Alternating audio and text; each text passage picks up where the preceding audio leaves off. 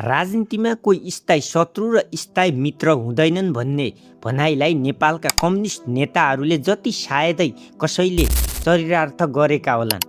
मिति 2083 असार 14 गते जननेता मदन भण्डारीको जन्म जयन्तीको अवसर पारेर राष्ट्रिय सभागृहको प्राङ्गणबाट एउटा यस्तो घोषणा भयो जसले नेपाली राजनीतिको पारो 81 बढाइदियो। विगतका सबै तिक्तता, गाली गलोज र आरोप प्रत्यारोपलाई चटक्कै बिर्सिएर तर तपाईको कमिट एउटा जोकरले देखाएको जोकिङ बाहेक केही होइन भन्ने पनि हामीलाई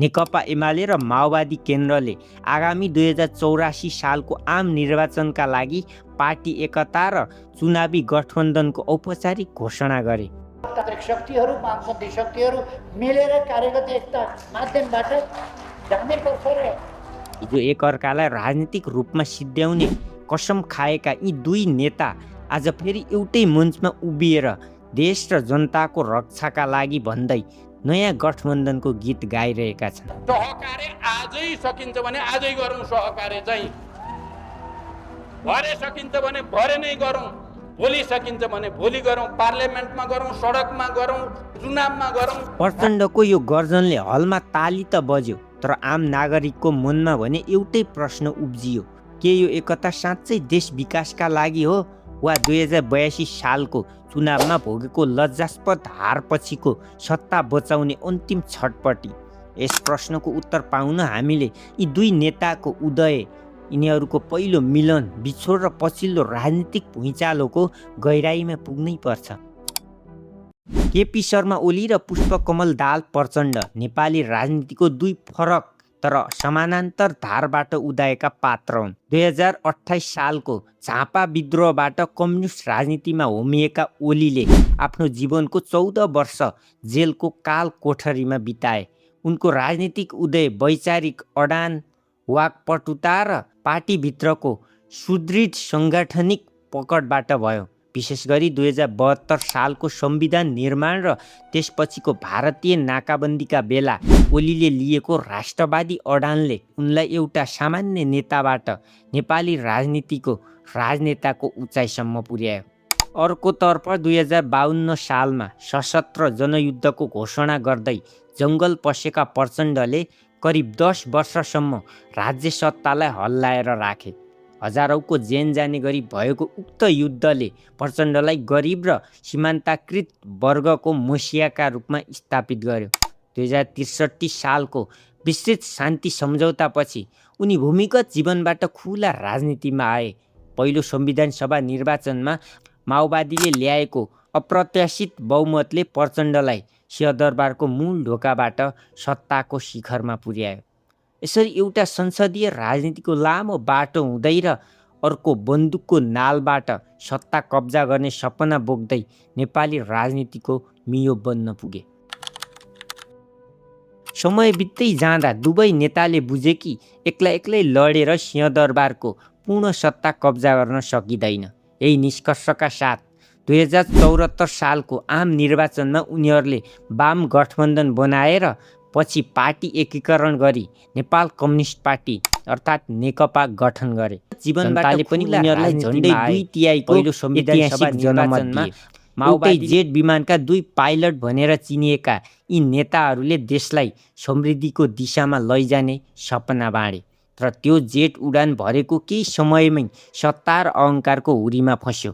जनताले स्थिर सरकार र विकासको आश गरेका थिए, तर बालुवाटार र खुमलटार बीच कुर्सी र भागबण्डाको तानातान सुरु भयो। यही समयमा सरकार एकपछि अर्को ठुलो भ्रष्टाचार काण्डमा मुछिँदै गयो। कोरोना महामारीकाको बेला ओम्नी काण्ड, गोकर्ण रिसोर्ट र सेक्युरिटी प्रिन्टिङ प्रेस काण्ड र पछि बाहिरिएका नक्कली भुटानी शरणार्थीदेखि सुन तस्करी र गिरिबन्धु टी स्टेटसम्मका काण्डहरूले 2 तिहाईको सरकारलाई गिज्याउन थाले। अन्त सत्ता कब्जा गर्ने र एक अर्कालाई पाखा लगाउने खेलमा केपी ओलीले 2 पटक संसद विघटन गरे। त्यसपछिको राजनीतिक सडक नाटक, माधव नेपालको बहिगर्मन र सर्वोच्च अदालतको फैसलाले नेकपालाई छिन्न भिन्न बनाइदियो। जेट विमान क्र्यास भयो र पाइलटहरू एक अर्कालाई सत्ता श्राप गर्दै अलग भए। समय सधैँ एकनास रहँदैन। जनताको धैर्यताको बाँध टुटिसकेको थियो। 2082 सालको आम निर्वाचन नेपाली राजनीतिको इतिहासमा एउटा ठुलो सुनामी बनेर आयो। यसपटक न त वाम एकताको नाराले काम गर्यो, न त लोकतन्त्र रक्षाको रटानले। एक्लै चुनावमा होमिएका एमाले, माओवादी र काङ्ग्रेस जस्ता पुराना दलहरूले जनताको चरम आक्रोशको सामना गर्नु पर्यो। काठमाडौँ महानगरपालिकाबाट सुरु भएको बालिन शाहको स्वतन्त्र र सुशासनको लहर देशव्यापी बन्यो। परम्परागत राजनीतिको सिन्डिकेट तोड्दै युवा र नयाँ अनुहारहरूले संसदमा बाढी नै ल्याइदिए। सबभन्दा ठुलो धक्का त त्यति बेला लाग्यो जब वर्षौँदेखि आफ्नो किल्ला मान्दै आएका क्षेत्रहरूमा ठुला नेताहरूले नराम्रो हार बेहोर्नु पर्यो। बालिनको वैचारिक र साङ्गठनिक छालले केपी ओली जस्ता राजनीतिक महारथीको किल्ला समेत भत्काइदियो। पुराना नेताहरूको दम्बलाई जनताले मत मार्फत धुलिसात पारिदिए। चुनाव हारेपछि पुराना दलहरूमा आत्मसमीक्षा हुनुपर्ने थियो, तर त्यसो भएन। उनीहरूले नयाँ पुस्तालाई स्वीकार नै सकेनन्। झुटा प्रचारहरू गरेर, हामीले भ्रष्टाचार गऱ्यौँ भनेर झुटा प्रचार गरेर, अफवाह फैलाएर हामीलाई बदनाम गर्ने, चरित्र हत्या गर्ने कामबाट विस्थापित गर्ने, बोलाएको संसद रोकेर संविधान विपरीतका अध्यादेश जारी गर्ने यस्तो सरकार। केपी ओली र प्रचण्डले हरेक सार्वजनिक मञ्चबाट बालिन शाह र नयाँ दलहरूको निरन्तर उचित्रो काट्न थाले। 2082 सालको झट्काले पुराना नेताहरूको निन्द्रा हराम गरिदिएको थियो। 2084 को चुनाव नजिकिँदै गर्दा उनीहरूलाई एउटा कुरा राम्रोसँग थाहा भयो। यदि फेरि पनि एक्लै चुनाव लड्ने हो भने उनीहरूको राजनीतिक अस्तित्व पूर्ण रूपमा समाप्त हुनेछ। यही अस्तित्वको सङ्कट र सत्ताबाट बाहिरिनु परेको छटपटीले नै आज 2083 सालको मदन जयन्तीमा उनीहरूलाई फेरि एउटै मञ्चमा उभ्याएको हो। तर आम नागरिकको मनमा उठिरहेको मुख्य प्रश्न यही हो, के यो पुनर्मिलन साँच्चै देशको समस्या समाधान गर्न हो?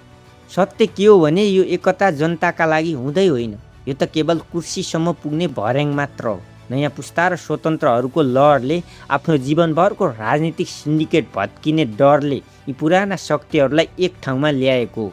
हिजो एकअर्कालाई देशद्रोही र भ्रष्टाचारीको आरोप लगाउनेहरू आज देश बचाउन एक भएको दाबी गर्नु राजनीतिको सबैभन्दा ठुलो विडम्बना हो। कुर्सीको यो सङ्ग्राममा अबको फैसला नेपाली जनताको हातमा छ कि जनता फेरि पनि यी पुराना र परिचित अनुहारहरूको मिठो आश्वासनमा फस्नेछन् या 2082 सालको चुनावमा जस्तै नयाँ र विकल्पको बाटो रोज्नेछन्।